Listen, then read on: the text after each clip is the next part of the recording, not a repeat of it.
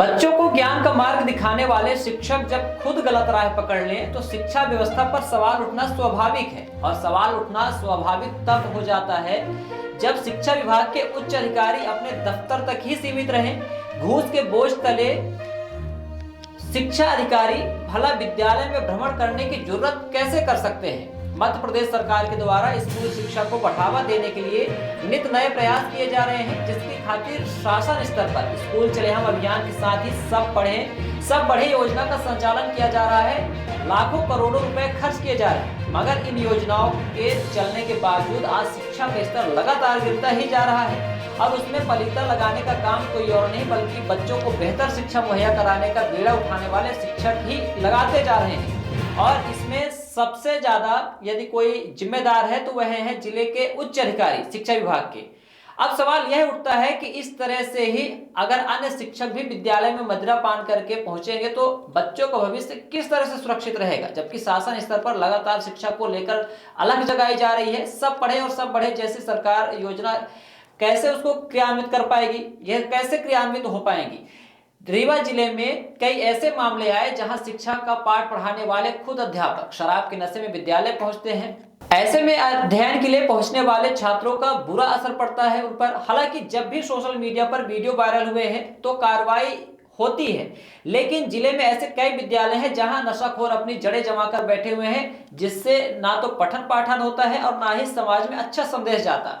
सबसे बड़ा इसका यदि कोई जिम्मेदार है तो जिले में दफ्तर में बैठे उच्च अधिकारी हैं। शिक्षा विभाग में आप देखेंगे कि ए से लेकर जेड तक के अधिकारी हैं, आपको दफ्तर में मिल जाएंगे, लेकिन यह केवल अपने विभागीय दफ्तर तक ही सीमित रहते हैं। मोटी रकम पकड़ा दो और मनमानी करते रहो। अभी हाल ही में जवा हाई स्कूल का मामला सामने आया, जिस पर रीवा कमिश्नर ने संज्ञान में लेते हुए प्रभारी प्राचार्य को निलंबित कर दिया।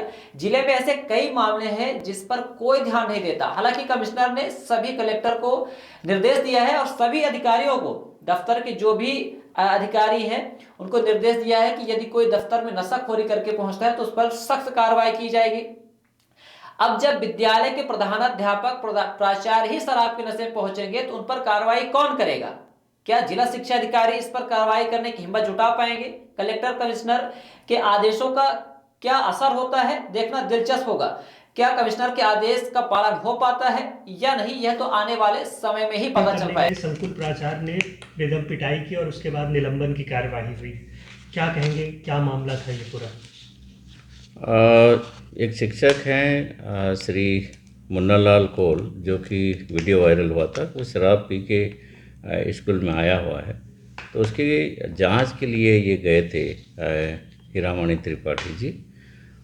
तो ये पाया गया कि हाँ, मुन्नालाल कोल हैं, वो शराब पी के शाला में गए थे। तो उनके खिलाफ तो रिपोर्ट आने पे निलंबन की कार्रवाई कर दी गई है।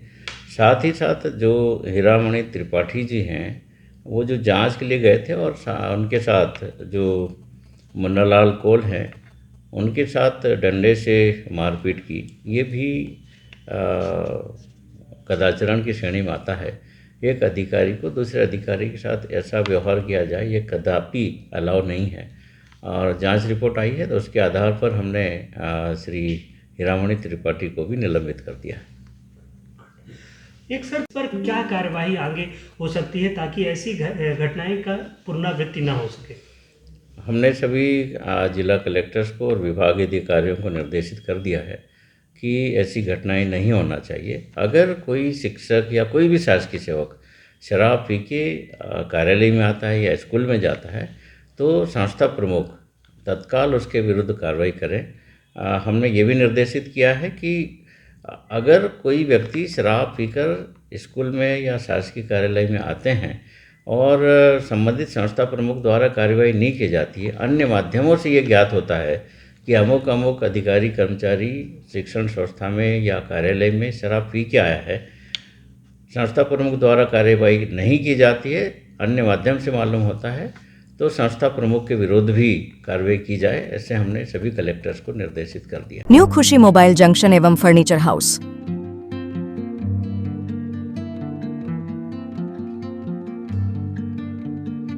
खरीदे सब कुछ एक ही जगह पर आसान सी किश्तों में।